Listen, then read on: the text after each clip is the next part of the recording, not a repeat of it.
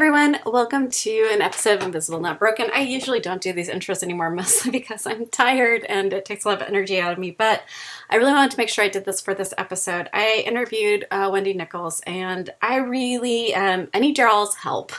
So, and she needs it too. First off, please go over to our show notes, click on the buttons at the top. They'll definitely direct you over to Wendi's blog so you can hear about what she's dealing with. But what she has is an actual timeline for survival. That's why I need your help. She is, there is a cure for what she has, but because the way our medical system here, especially in the United States, works is that it cannot be released because there's not enough people who have this, and it won't make the company money, and there's a whole bunch of other issues. So if you listen to the podcast, you'll hear about them. So here's my ask. A lot of times we feel like since we have chronic illness or disability, we don't get to make an impact. I would like you to try to make an impact here. What we need for this, and not just for Wendi's disorder, but for everyone with an orphan disorder, especially everyone with an orphan disorder with a timeline. That's not one of the sexy disorders that has foundations and help. There's a lot of us. So what we need is we need people who are really good at PR, public relations, making things go viral. We really need lobbyists and lawyers who can help really build this. Whatever the big sexy disorders that have runs and ribbons and entire help behind it, we need that for orphan disorders. So I want you to kind of like look around you, look at your Facebook groups, see if there's anyone that matches those descriptions, or if you know someone in politics, if you have a way to get to a politician's ear, helping those of us who are waiting for cures that are actually already in existence but are not being released. We really need some politicians to take this on under their belt. So look at your Facebook group, look at, if you don't have anyone, call your representatives. See what they might be able to do to help out all of us. Anyway, I will stop talking because this is an awesome interview. Wendi and I have a lot in common. So we do a lot of discussion about, of course, her disorder, what she's dealing with. We go into a really important part where Wendi discusses how to handle when you get a diagnosis that actually puts a limit on your lifespan, and what you can do or should do or might want to think about doing in the first hour or 12 hours a week. It's a really important segment. So this is a very shareable episode to anyone in your life who you think might really benefit from this. We also have a really long talk about being real in your life, in business, and on social media, and parenting. We discuss a lot about the quote-unquote inspiring word. That's a theme on this podcast. I will stop talking now. I hope you really enjoy this. I really hope you share this, and I very much ask you to reach out to the people in your life to see if we can get some momentum on getting these orphan disorders some attention globally, nationally. This is actually time sensitive, so see what you can do.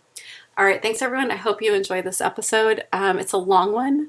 I believe we recorded almost 2 hours. I will probably break this apart into 2 sections. I hope you listen to both. It's a lot of fun. We get a lot looser in the second hour as we just end up having a chat.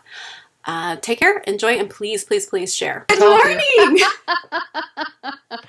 Oh my God, Wendi, I'm so excited to get to talk to you today. Oh, me too. Me too. I told you I was not visually,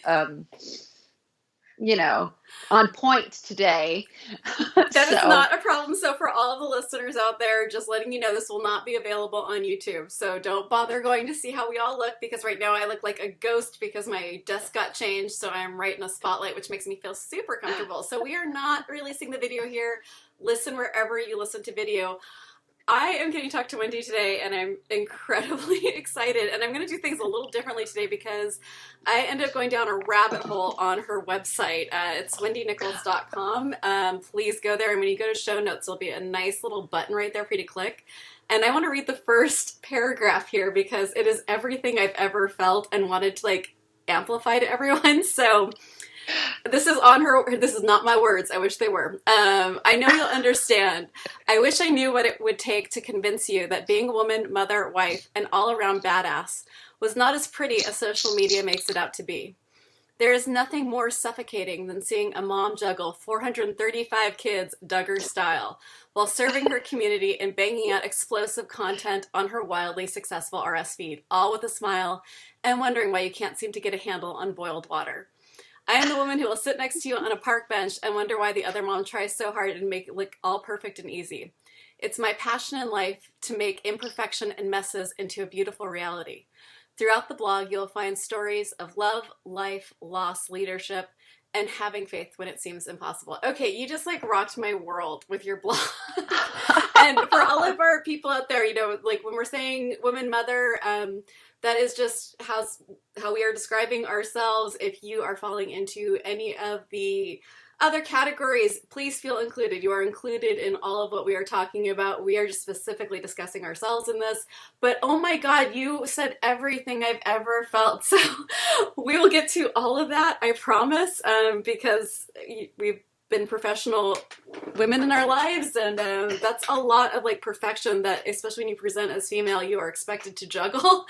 And it's a little disturbing when you get all those, everyone looks at you thinking it's easy. So I want you to start with, what do you have? Because I had to look it up. I have never heard of it, which is part of the point of why you're here, is to get awareness on it. Yeah, it's called LCAT deficiency. And interestingly, there's only, last I checked, 70-ish people in the world who have a confirmed diagnosis in the entire world, not just USA. So it's a kidney disease. So my kidneys are bilateral scarring of the kidneys and the corneas. So my eyes will get progressively lighter. My vision is going to go. And my body does not make HDL. So, of course, that affects your cardiac system. And what was the word? Cardiac system? We could go cardiac system. We're both on our first cup of coffee. Okay. I'll take it for 100. It affects that. But so they don't know. It's a genetic component. So both of my parents were carriers. And I was the lucky one out of all of my siblings to get the full-blown illness, whereas they are all just carriers. So congratulations. And my dad also said, yet another reason I should not have married your mother. Oh, ouch. That sounds like family therapy time. Yeah, that's another podcast. We'll leave that one there and walk slowly away from it. That sounds like a time bomb. But I was diagnosed at 24. I am 39 now. And statistically, it was told to me, I'm a study case at the NIH in Bethesda, Maryland. So the thing is, the FDA and the CDC have worked together. There is a cure, but they are not releasing it because it doesn't financially behoove them to release this cure. So in other words, there aren't enough people that would make it, reasonable to release it. So the more people that have a diagnosis, the more likely we are to get the cure out there. And my doctor had discovered that it also reverses heart disease. Can you imagine?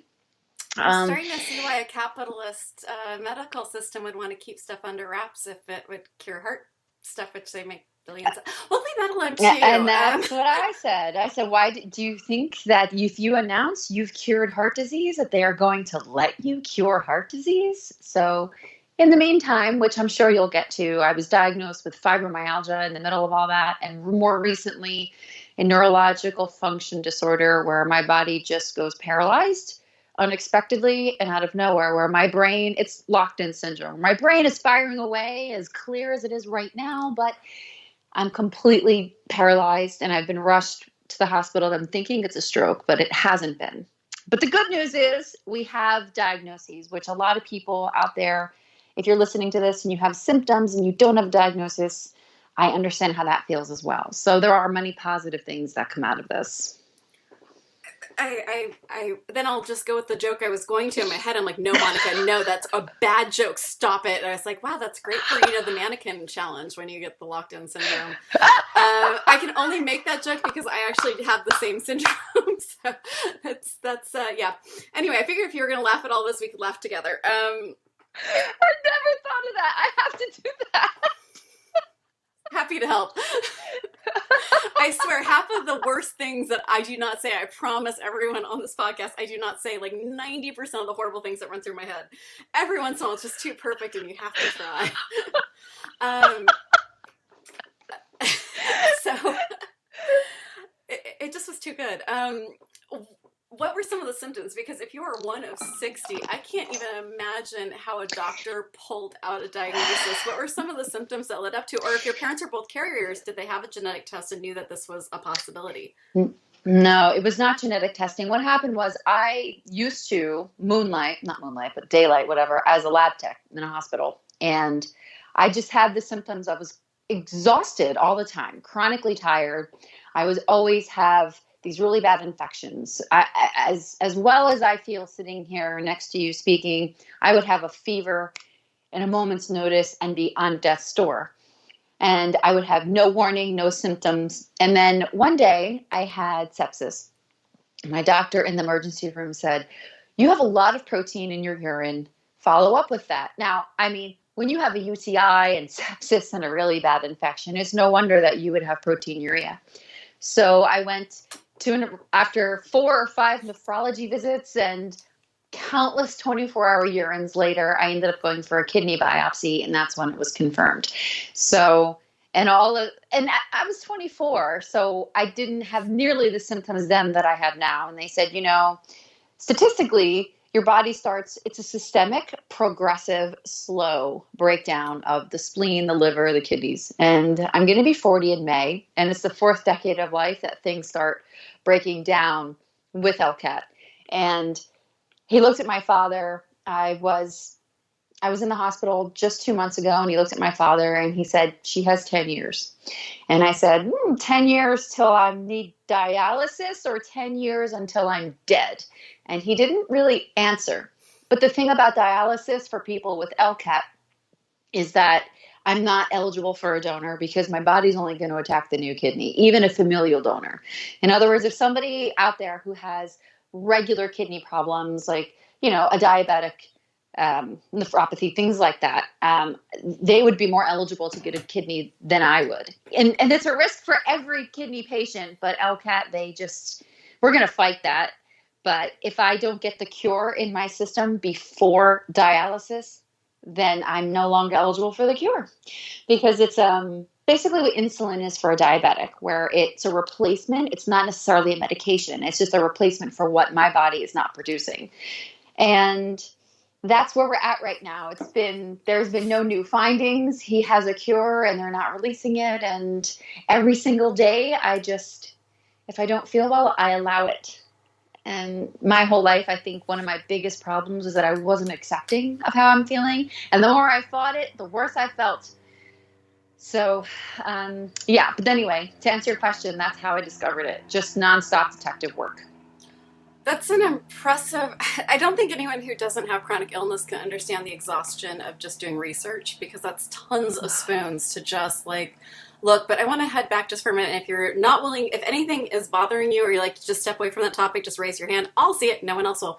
But I will walk really far away from the topic. I don't want to ever make you uncomfortable. But what you just talked about is something that a lot of people will go through today, this week, this year, is getting a diagnosis where there is a life expectancy stop. And can you talk to us? Because like you have like one of the most amazing, like seriously, read her blog. Just go to the blog. Like while you're listening to us talk, go to her blog and read. I want you to help walk someone through this. Like talk, like just how do you handle that? How do you handle that within the first like hour, the first 12 hours, the first week? Like what do you do? What do you wish you had done? Well, thank you for the compliments, by the way. I really appreciate that. But to get through, I wasn't always a positive person. I really wasn't. With people with chronic illness, I hide a lot. And on the bad days, I hide a lot. But for me, either way, when you look at it, even people without chronic illness, they could very well be on borrowed time. Someone with amazing health, they have no idea what tomorrow will bring. So I get on the same level as somebody who doesn't have chronic illness. Something can happen to them tomorrow or in another hour. Like none of us know what the future will bring. So for me, having a life expectancy changed the game for me. I saw beauty in things I wasn't paying attention to. I saw my goals had to come to fruition quicker than I may have allowed them to, or pushed further and harder sooner than I would have if I just didn't have this in my mind. I don't live my life like I mean, in my head, I count the days. I said that in the interview format that you sent me, or the questionnaire, but I don't live like that. When someone tells you you have an expectancy, and they told me this 15 years ago, I didn't take it very seriously because I felt fine and I look fine. You know, you look fine, so you'll be fine. But you don't look sick. You don't look sick. What?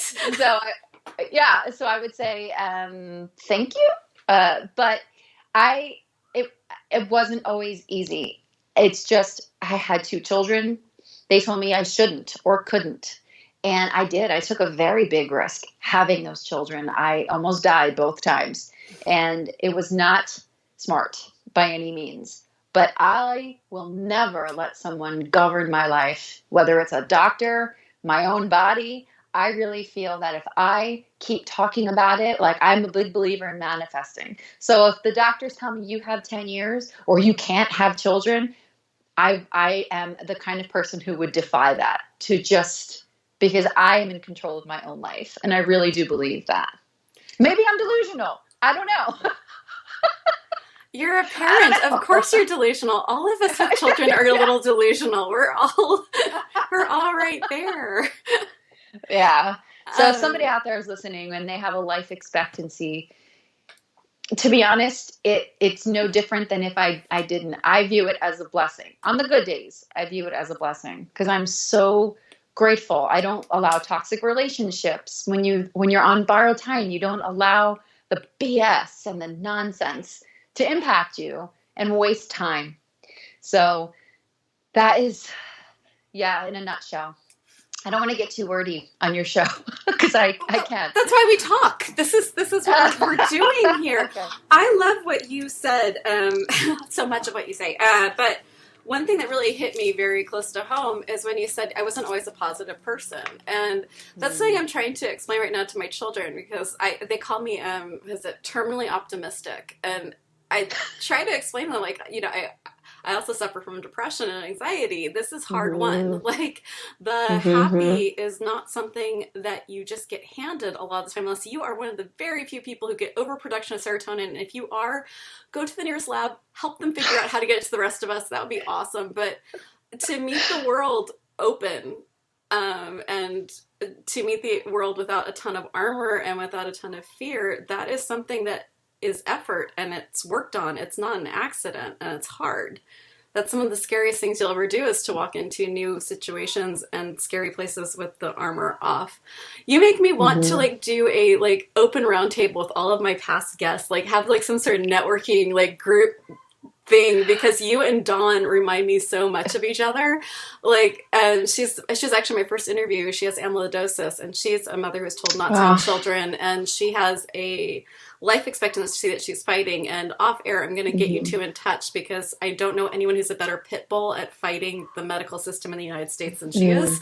So I will give you guys a way to connect. And thank you for the frustrating part for LCAT is that I will tell you where I do get sad. This is something that, because I'm just one person, I look at all the other LCAT patients, and I was able to network and get a small Facebook group of all of 16 of us. And every single one of them, I don't want to speak negatively about my people. And if you're listening to this and you have LCAT and you are my people, I love you. But a majority of them are not very vocal on a public forum and reaching out and trying to fix this. I'm not willing to let someone else dictate the end of my life. So when I see other causes have marathons and 5Ks and walks in their honor, and find a cure and digging for research, I don't have those things. I don't have, people donating to causes or charities. It's just me. And that's where I do get frustrated sometimes, because you feel forgotten about when the government are the only ones with a brilliant minds at NIH.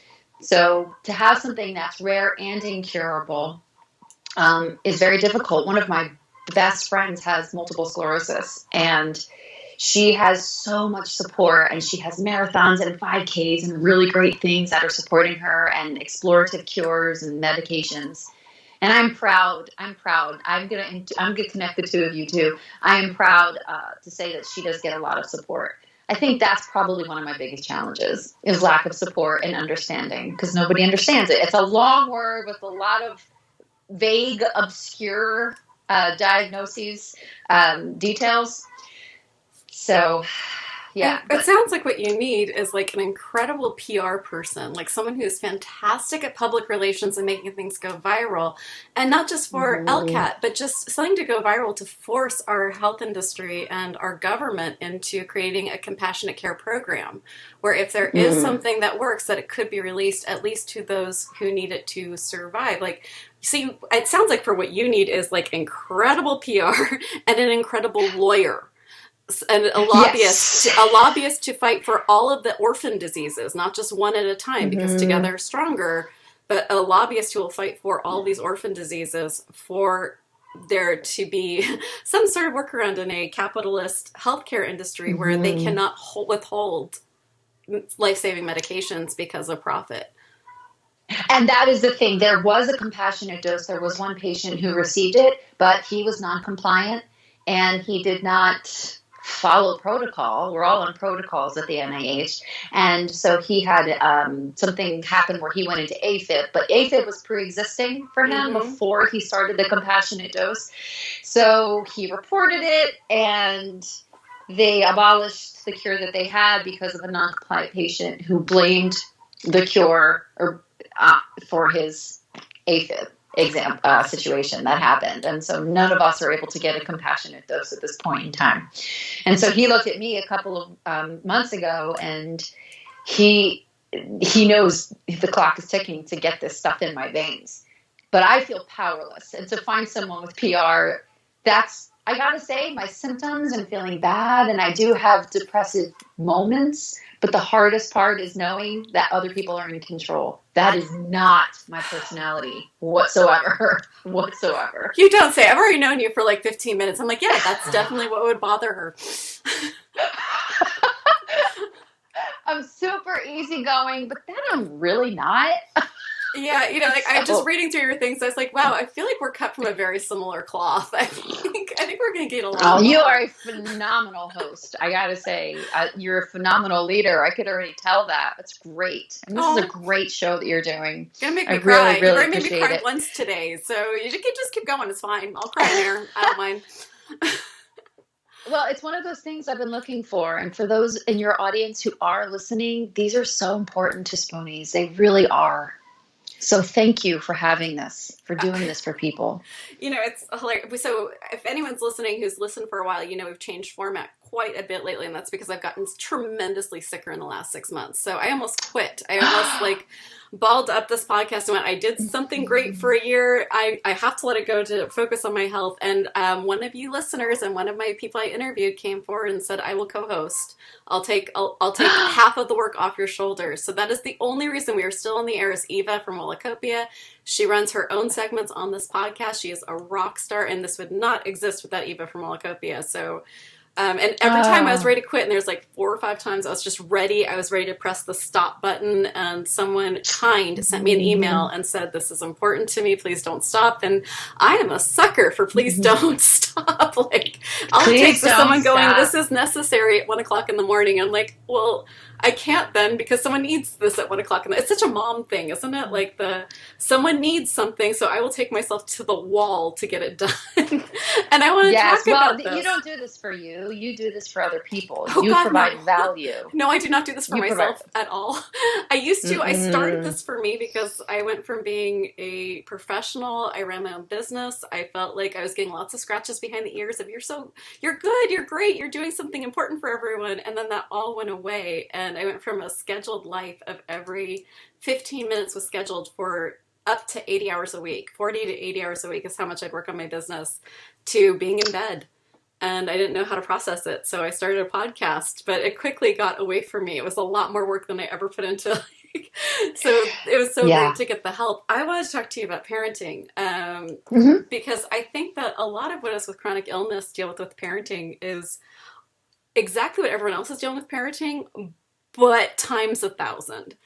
So Hmm. I want to hear about like your decision to have a child after knowing that you have a genetic, and there is no shade, there is no judgment here in the slightest. I just want to understand the thought process because I know that you're not the only one who's making these choices, and I want anyone who's out there making these decisions to feel like there's another voice in this discussion and someone who's actually done it instead of a lot of people Well, who have for me, opinions without living it.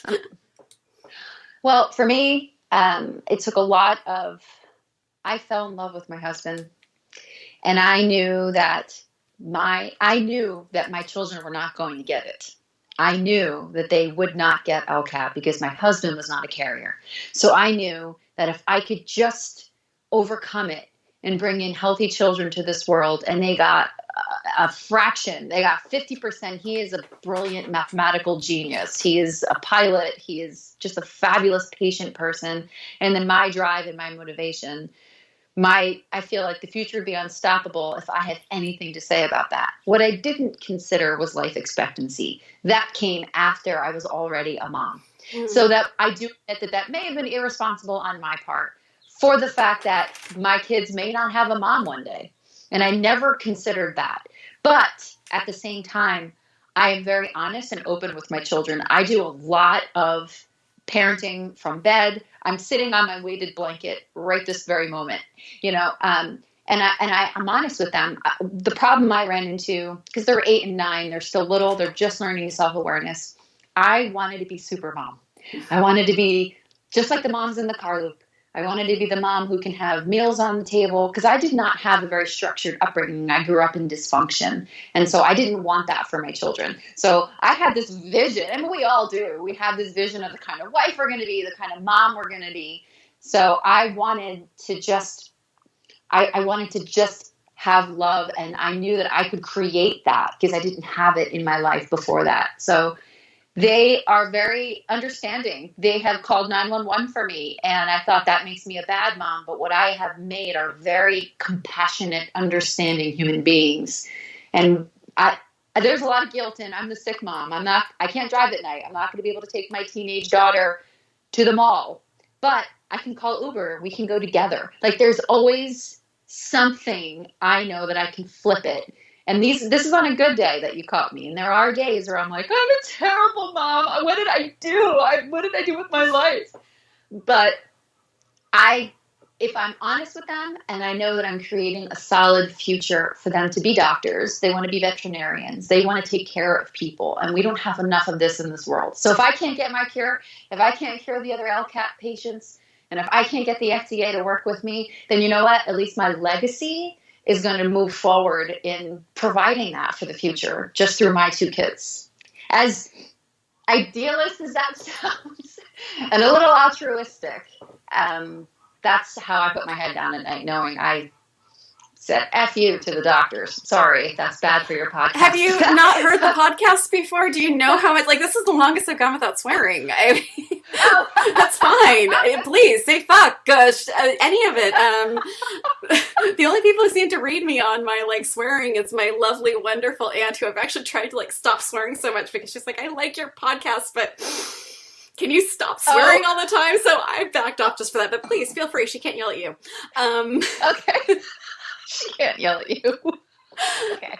She's one of my favorite humans. I would do anything for her, even try to stop swearing. So she knows who she is. Well, I'll respect your aunt and other people.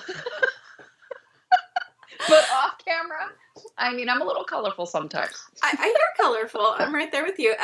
You said some really amazing things about having children, and it's so interesting how that gets weighted through filters on, because I've heard a lot of reasons for having kids, and I'm like, maybe try a puppy for a few years before you use this as the reason to go off and, like, have a non-breakable commitment. Non-breakable. Yeah, I didn't have kids for me, to take care of me. Yeah. It wasn't about me at all. And there's, there's this idea of, like, I feel like this is going to be a gift to the world. Like, I'm going to do everything I can to create compassionate, amazing people who will move understanding, compassion, and care forward. And, that sounds like such a, I mean, that sounds like a beautiful reason to bring humans around. And you touched on some things that I think are pretty intense for anyone who's raising children. And I feel like if you are presenting as female and you are enjoying any of the media directed at anyone presenting female, as in like Family Circle or Good Housekeeping or any of these magazines that put forward this very intense level of what you are supposed to be, the meals on the table, the games you're Hmm. supposed to play throughout the day with them to keep their brain, like it's in, my friend calls it lawnmower parenting, where you're out there Mm. like smoothing the way for them and like you're just taking all the rocks out of their path and you're just like making everything perfect for them. And I feel like, when we're sick parents, like we're actually like forcing that off our plates. We can't helicopter. We don't have the energy to move. We can't remove Hmm. rocks from our own lives. Like they really are forced to move themselves forward and do things like that. Can you tell me So what? I'm sorry. I Oh, go ahead. protect them by preparing them. What a beautiful, you are so good at like the two sentence tweet. Like this is wisdom in a tweet. Right here. That's beautiful. I love that. Can you, is like with my daughter, I got really sick when my daughter was a toddler, and that is the age of maximum mobility, minimum common sense. They are like desperately hurling themselves at anything that will kill them. So like to try to like wrangle toddlers into a bed shape required mental games. It was like I would play 10 Impossible Things, oh my God, my brain is so sad right now. I didn't take my painkillers yet, so forgive me. But Lewis Carroll, Oh, thank God.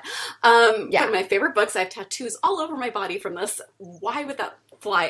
10 Impossible Things. We would play games like that where we would come up with, like, we'd do fairy circus and 10 impossible things you would find at a fairy circus. And it kept a toddler on a bed, and I would give them, like, little cameras, like digital cameras to walk around with, and I could hear them clicking and telling me what they found. They come back and show it every. How did you do that? By the way, that long diatribe was just like ideas for anyone out there trying to figure out what to do with this. How Yeah. did you parent from bed? Well, I do a lot, and honestly, we're on no technology household too, because my son, they were. Here's You're shocking me. Give me a minute. I'm going to no, listen, defib right now. and I had to because okay, so both of my kids were premature. They were both in NICUs. They had subsequent health problems, and my son at 2 had major behavioral problems. We're talking tantrums. It was really bad. It's so bad. He's 8 now, and his tantrums are very far and few between as they were. But at the time, not only was I dealing with myself being sick, but medications and breathing monitors in 2 very sick babies that are only 15 months apart. Oh my So God. I just want to hug our you right now. I can't imagine that. I think everyone's jaw just dropped a little bit going, how? you just do. And I know that that's not a good answer because you just do. Something kicks in, and then I was knee deep in postpartum depression, which I didn't realize until later on. But for parenting from the bed, I make it realistic. I lowered my expectations, but I also upped my game in areas that I could. So if it's a bed day, I will put them on bed, and my son has learned to be quite the card shark. He loves magic tricks, and he loves to shuffle the cards. And I find the sound of the shuffle very calming. So that boy can shuffle cards till kingdom come, as far as I'm concerned, and it keeps his brain moving. We by no. So here's let me just backtrack a little bit as to why. We personally are no technology, and I love it. I have the latest iPhone. I have MacBook. I'm a tech person, but we went to the pediatrician when my son was having these tantrums and behavioral issues, and she asked about. I do holistic nutrition. That's what I do professionally, and so I'm on point to the best of my ability with children for nutrition. I knew what his triggers were. So then she said, well, how is he with tech time? I said, he has educational games only. I said all the right things. And I said, but really, he's probably watching Netflix, probably playing Minecraft, all this stuff. And so then she told me, and this was a game changer for me. When we're watching mindless TV, our brains are not really working hard. They're not competitive. We're not winning or losing a game. We're not thinking math. Um, but if we're doing that on a tablet from a child's perspective, he was losing the games, even if they were educational. He couldn't get the answer right, and he didn't know how to express that. So he'd get frustrated and take that out on us. So we experimented for 2 weeks, got rid of all iPads before it got to be an addiction, and his moods lessened. Mm. And then we had found that that's what just worked for us. And also, I I don't know about anyone else's upbringing in your audience, but if you are over the age of at least 30 or 35, you grew up without social media, you grew up without texting. And so developing relationships came naturally to us. And social media and text and the invention of all these other communication process devices are just an added bonus. They're just like the icing on the cake.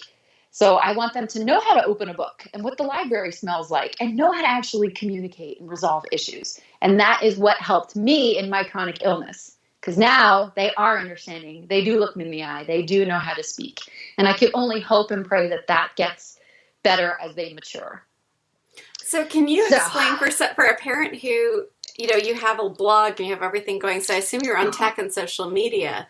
How do you, by the way, I'm asking this for me. This is a selfish question. How do you handle that with children who are not, my life is entirely on my iPad. I draw on my iPad. I make my books on my iPad. Like that thing is never more than a hand away. How do you handle the I live on an iPad, you don't get to touch it? Well, I'm a big believer in they learn by example. So when they are home or when they're with me, I don't. I set business hours. Right now they're at school and I'm nose in the phone, nose in my computer, typing away. I have a good 6 hours a day where it is all about me. And when my husband's on shift, I'm home alone all day working myself. But from the hours of 3 p.m. to 8 p.m., and I'm strict with bedtimes, they got me. I'll answer the phone or I'll text or I'll get on a Zoom call. And when I work, like, for example, I do run a business on social media and through Zoom calls and Skype calls, I involve them.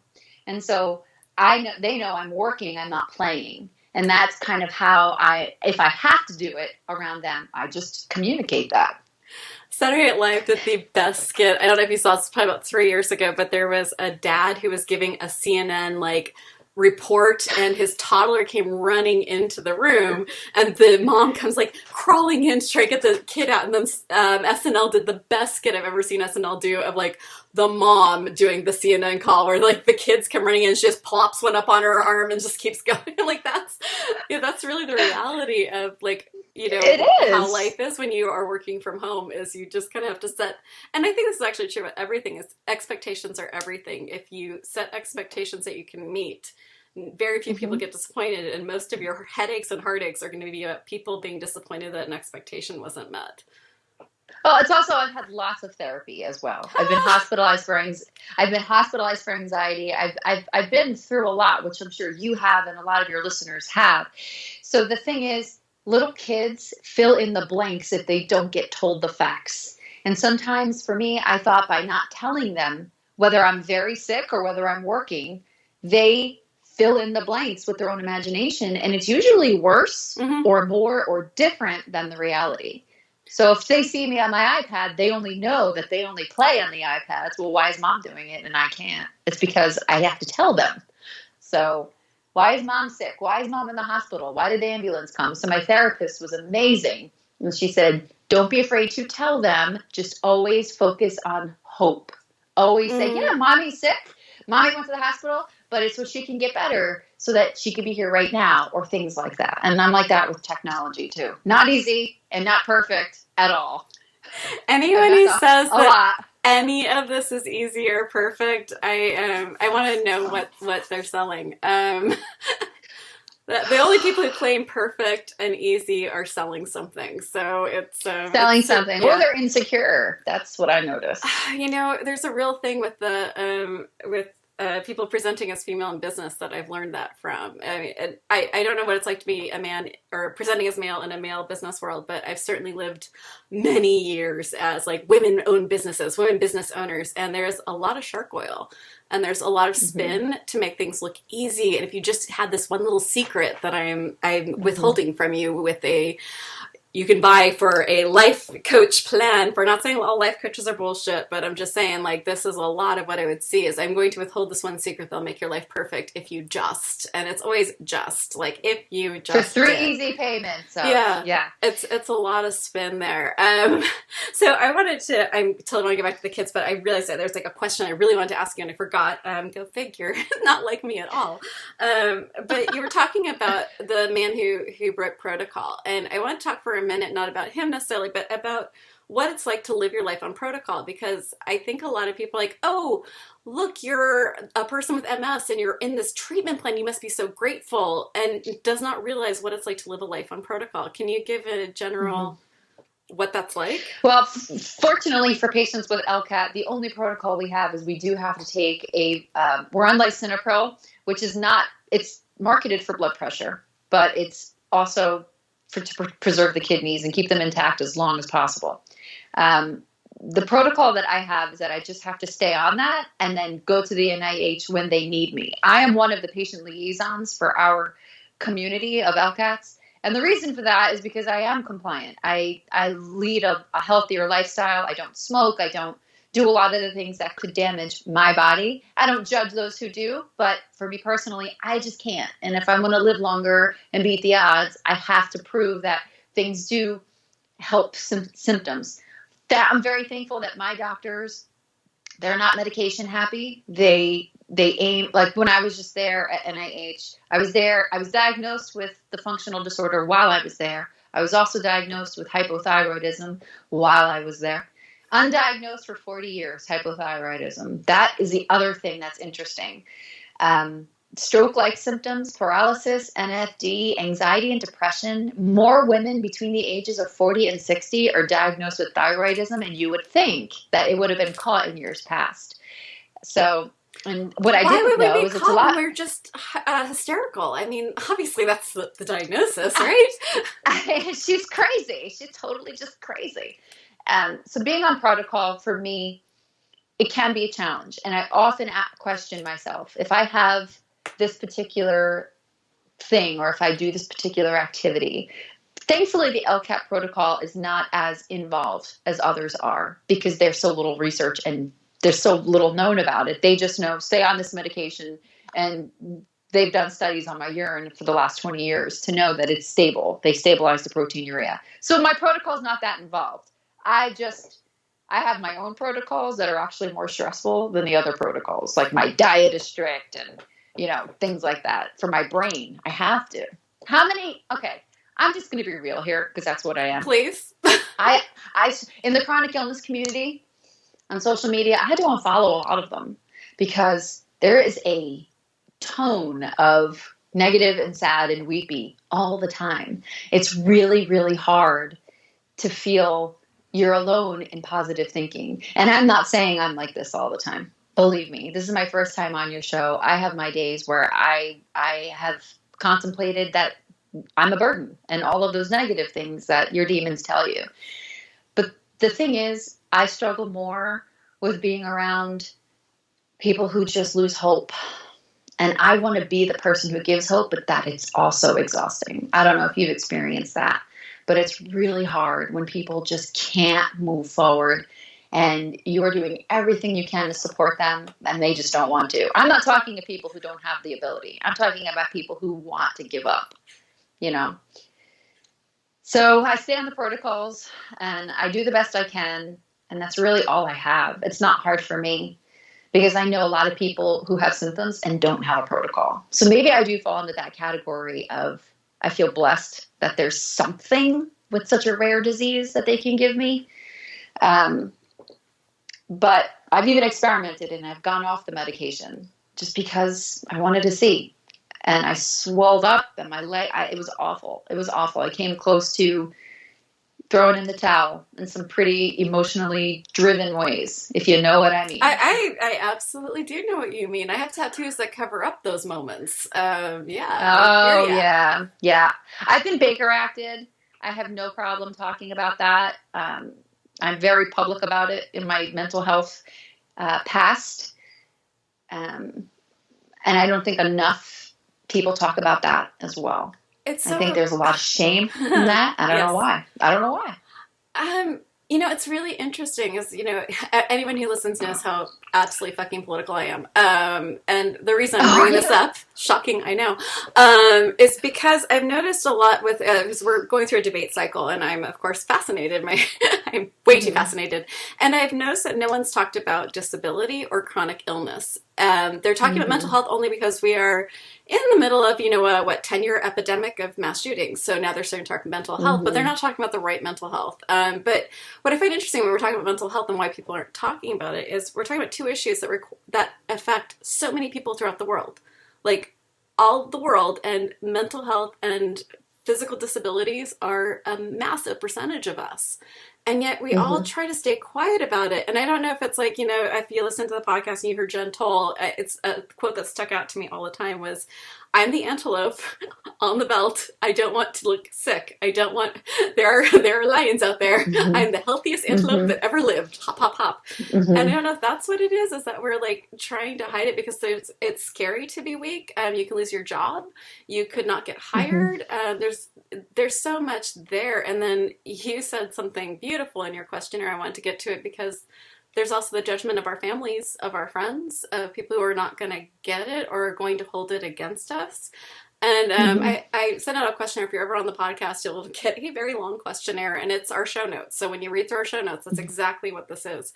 And I asked you, what would make living and moving in the world easier for you? And you said a community of those who understood but didn't operate on sympathy. And that hit close to home too. When we're talking about why we want to stay away from things, is that people don't necessarily come from a place of empathy first and compassion first and try to understand what's going on first. And they tend to go from sympathy, oh, poor you, or my personal favorite thing I was told was your life must be a living hell, you must feel very guilty, to, oh, I don't even know how to process you just because I feel so sorry for you. Yeah.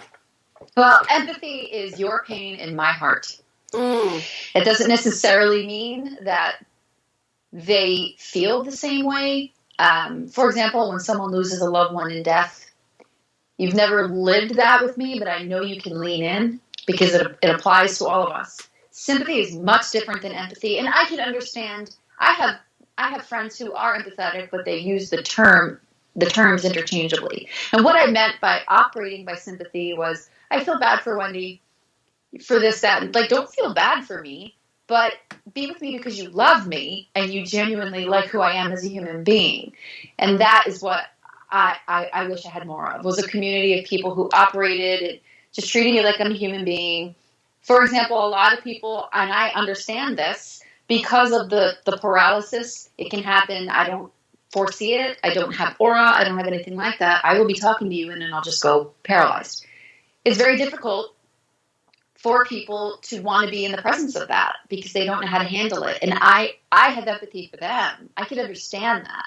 Why? Because I understand what it's like to be the odd man out. And I understand it makes me a very empathetic, compassionate person. But a community based on sympathy is something that I find, I know they mean well, but it sounds like negative. I don't want someone to feel sorry for me. I want to be proactive. Let's get resources. Invite me out to dinner. Invite me out to lunch. Let's get a glass of wine. Let's talk about you. Let's not talk about my illness because it does not define me. But deep inside, there's always that little girl in us that wants someone just to love us because we're not asking for it, but because they love us and they want to put a blanket on us, That, I think that goes across the board for everyone is, like when we're talking about anyone, even when we're talking about people that we really just can't stand or can't even process, we're like, how could you even think that way or be that way or do that way? I mean, what we all are is like inside there's something that got hurt and that we want to heal, and we all do that in very different ways and sometimes incredibly destructive and even cruel ways. But it's important for us never to take away the humanity of anyone else, even people we find abhorrent, because then we don't understand that like the monster and the angel lives inside all of us. Like we are capable of all of it. That's what I meant before. I don't, and let me just go back to what I said before, because I didn't want to appear insulting. Sometimes I say things that I probably could have put a prettier ribbon on it. It's not that I have a hard time with our community because of negativity. It's that I feel drained because I want to help everybody and I can't. I have learned my limitations. Modesty is a lot of being a modest person is knowing your limitations, and that's something I've had no comprehension of. Okay, so help a girl out, help a guy out, help all of us out. How do you create limitations? How do you set up those mental health safety barriers around yourself when you're trying to lead a community? So what does that look like? I watch who I spend time with. I watch who I spend time with. I watch what they talk about. I watch their word choice.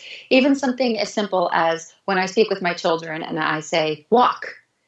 I don't say, don't run, because then they're focusing on what not to do. So when I speak with people and I make sure I'm in therapy constantly, just for well visits, not for sick visits, maintenance, creating boundaries and setting realistic expectations of myself and knowing my limitations is a lifelong struggle. It's not like I wake up every day and say, oh, well, that's a limitation, because I want to do everything. I have the desire, but I have to check in with my body. Can I do this today? Can I be with this individual today? Can I exert myself today? And if the answer is no, then it just doesn't serve me or my family. If it's not part of my faith, my family, or my finances, meaning my business, it doesn't get my attention, because I do everything whole-souled and I do nothing half-assed. And if I give anything my attention, I'm going to be married to it. So it's just my personality. I have to watch what I decide to do and what I give energy to, because I will give everything to what I set out to do. Does that make sense? Am I making sense? I mean, the truest thing that I've ever heard, which applies to everyone, and I mean everyone, is that time is your only non-renewable resource. I love that. Other thing you can try to get more of, but you can't try to get more time. That's the one thing you always have to watch the hardest when you're budgeting is your time and your attention. I love what you say, because you seem like you have a very set value system, and you filter everything through that value system first. And I think that's a really important thing. All of this is hard won. I don't think anyone is listening to you thinking you came out of the womb going, I am a guru, I've got this all figured the hell out. I hear you talking. I'll get off this call with you and I'll be like, and I'll have a lot of word remorse, and I probably shouldn't have said that. I'll be probably apologizing to you for the next couple weeks over, just in case I offended somebody out there, because I do. I'm a chronic offender. I am flawed. Oh my God, rib dislocation. Don't make me laugh like that. I'll cry. It's easier. It doesn't hurt as bad. Well, if I may ask, I know this is your show, but what do you have? I don't know that much about you. So just a quick background check on this. Most of my, almost 90% of my guests come to me through the website. They know me. They listen to the show. They're fans. I met Wendi on a podcast, She Podcast group on Facebook, which is a tremendous, supportive, wonderful group. But I just mentioned, hey, we got this great international audience now. We just hit 75,000 downloads. I'm super proud. So a few people mentioned, oh, cool, Chronic Illness Podcast, yay! And I kind of read some of her stuff. I'm like, oh, please come on. I do this very rarely where I ask someone to come on. But yes, please come on was what I was saying. It was very much like when I met one of my best friends and I saw, and this is as an adult, I swear to you, this is the person I am.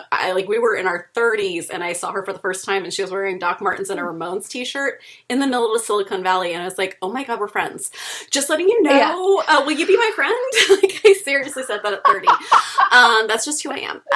So yeah, it was just very much everything you're dealing with and going through. I was like, you are definitely the person I want on this podcast to talk, because I really vibe with the lack of the not infallibility.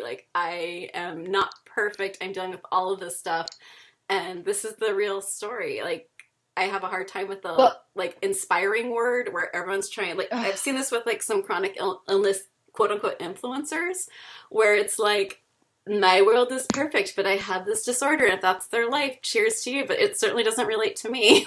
I cannot relate. It doesn't relate to me. Well, and that's where I got on this. That's why I got on social media. This is why I started blogging. It's not just because I wanted to debunk the myths that parenting is perfect and you post, like, I don't understand what's going on with social media in the sense of why are all of these moms, like I live in Florida and there are moms posting pictures of them, you know, like their perfect, beautiful family in a barn and on a field.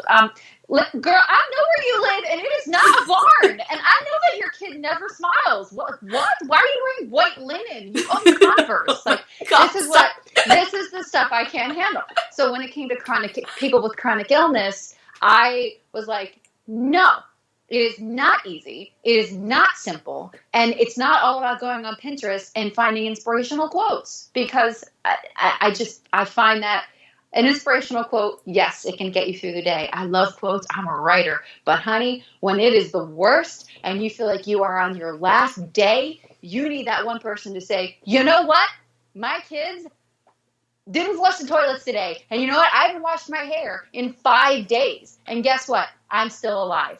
Those are my people. And I'm not saying go on social media and be totally honest about color and consistency. But when I talk about be real, I mean, who are you? Like, your ideal client or who you are is you, but 5 years ago. So if I can help people from 5 years ago, then my mission is clear. Even if one person says, you know what? I like Wendi. I want to know her because she gets me and she's never even met me. Then I'm done. And I'm not going to accomplish that by posting pretty pictures from a $5,000 photographer on Facebook. But see, people think that's what you're it is. hurting me a It's little not bit what because it that is. was my old job. I was the $5,000 photographer. Oh, good. That's Hey, what I did for a living I'm for a not long knocking time. photographers. No, all good. No, I will not take offense. But you know, like those pictures, like what I always felt those were like, here's a snapshot in time, and this is the moment where, yeah, probably your kids fight and they scream all the time, but it's good to have a visual representation in your house of what getting along looks like. It was nice to have that out there. Like That's true. I have those Yes. photos in my I own mean the house. ones who are like repeat offenders. Those are the ones I mean. When I You are first got slaying me. started on my journey as a mom or having illness, I was surrounded by people who repetitively made breastfeeding look awesome. And they made potty training look like a breeze. And I was like, what is wrong with me where I am not fulfilled as a stay-at-home mom? Like, what is wrong with me? And it wasn't me. It was just nobody was open with it. But I saw it as an opportunity for content. So here we are. It really is, and there's a definite place and a need for that. Like, if what you're doing in your life, whatever that is not fulfilling, whether you can escape that situation or not, I'm not saying to that, because everyone is in a different point in their lives and what their resources are. But it is important to take a look if you're like, I am not fulfilled here, and then see if there's some way, even, you know, like, I recognize I'm in a tremendous point of privilege. I haven't always been. And even when you are in really bad places, there is often a possibility of like, okay, is there anything, literally anything, that could bring me joy today? Is there literally anything that could make me feel fulfilled? If that's singing, if that's taking one of your kids' crayons and start drawing, if that's, you know, just typing out some words, like whatever that is, it's important not to let go of that little spark of insanity, and that little spark of, like, you know what Robin Williams said, we're all born with a spark of insanity or madness, don't lose it. Like, that's what I think that gets you through the day, right? I mean, God, miss that man so much. He was wonderful. He was like, he was the patron saint of where I live. Like, everyone was like, there was like a period of mourning when he passed. Like, it was a real thing that affected the Bay Area when he was gone. Like, that was just an amazing person. So speaking of things that are real and not real, and regretting things that you say, I will give you a hint because I speak out a lot. I'm very vocal. I get called shrill nonstop. I don't actually. Yes, I. It's all over. If you look at our reviews, there's like a lot of reviews talking about how shrill I am. I seriously let it go, people. I promise. Anyway, I actually don't tend to re-listen to, because what I said, and I said it in the moment. Now, if I regret that later and someone comes back at me and goes, you really offended and hurt me, I absolutely want to hear that. I want someone, like, we've had people who are trans who have come to us and gone, wow, when you said this, it hurt my feelings and I felt not included. And I could go, whoa, well, I said that, and now you've just expanded my compassion and my knowledge, and I'm so grateful. I'm not grateful that I hurt your feelings, but I'm grateful that now I didn't understand trans issues nearly as well, and I certainly don't understand them perfectly now, but I said something that I could have regretted, but Hmm. ended up bringing some amazing people in my life who I adore and who were Oh yeah, kind and that's enough how to it is in the take acting world, in our energy and theater world. It's there's no such thing as a bad review. well, Um, I don't. like when you're worried about like did I offend someone, it gives someone an I opportunity to see. come to you in respect and kindness and go, yeah, I was offended, and this is why, and this is maybe something you haven't thought about yet. Expand your world, and you can go Yeah. either what I see a lot on the social media, which is fuck you, go away, or you can respond with compassion and try for some understanding. And go, wow, I don't live in that world. I've never even met anyone like you. I don't even have anyone like you in my Hmm. sphere. Would you be willing to talk to me about this?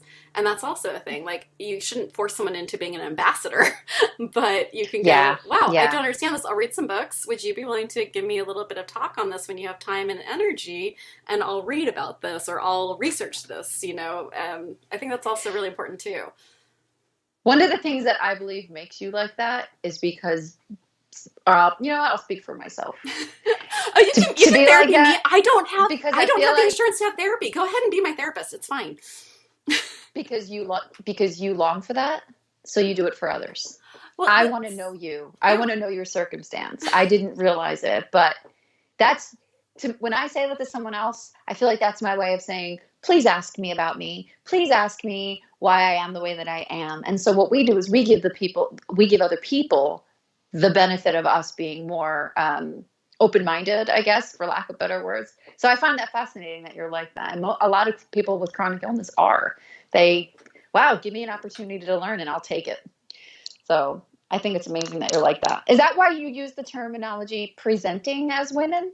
Yes. I've never heard it put that way. I Yes. see. Absolutely. Okay. Because like it was a episode where we were talking about endometriosis and I was like, "Oh, as a Mm. woman, as a woman, as a woman." And a very kind person called me out and they're like, I am trans. I am trans presenting male, and I have Hmm. endometriosis. I have this going on within my body. So it really made me feel not included when you say this. So and if you're trans and you're like, you're still not getting it right, go ahead and email me. I'm working on this. I am researching. I'm Yeah. doing my best. I promise you. And if you know Hmm. better, you let me know so I can. I mean, it just seems like such a no brainer to me. Is like someone's hurting and there's something I can do that would make it less. Something I can do that would make like me who feels like there's very little in the world I can do to make things better. And someone comes to me with Hmm. something I can do to make them feel included. Holy Hmm. fuck, yes, I'm gonna do it. I will Yeah. absolutely go to the mat to like make someone feel included or better. If it's something I can do, I'm so excited. I'm like, wow, there's very little I can do from my bed, from my all right, everyone. The next part will be released either next week or the week after for part two. Please listen to it. It's we get into even a looser form of just chatting and talking more about what's real and how to be real in everything and how to handle diagnoses. Again, please share. Please see what you can do to help out with all of this. And yeah, be gentle, be kind, be a badass, and remember to share this episode. This is an important one. Thanks all.